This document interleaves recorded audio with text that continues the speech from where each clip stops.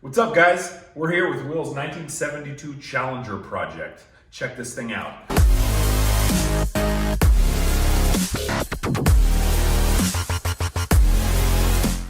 He picked this up about 2 years ago.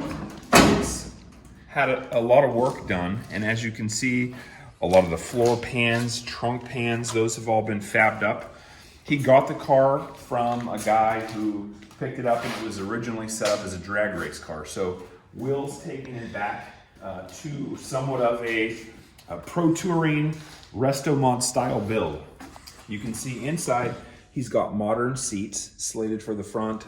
The rear seats are still getting fabbed up. Those front buckets are out of an 06 SRT, so it's going to be modern and comfortable.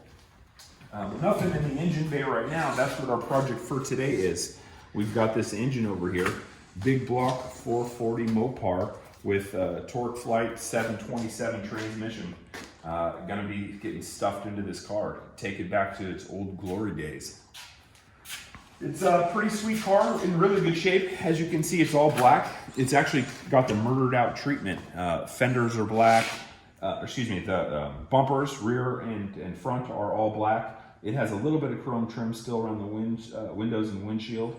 But other than that, it's got that murdered out look that a lot of people really like. Black wheels, very understated. You can see the hood sitting over there. Huge Ram hood.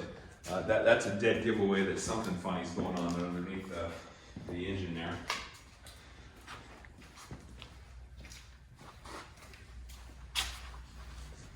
But yeah, all the body work is done.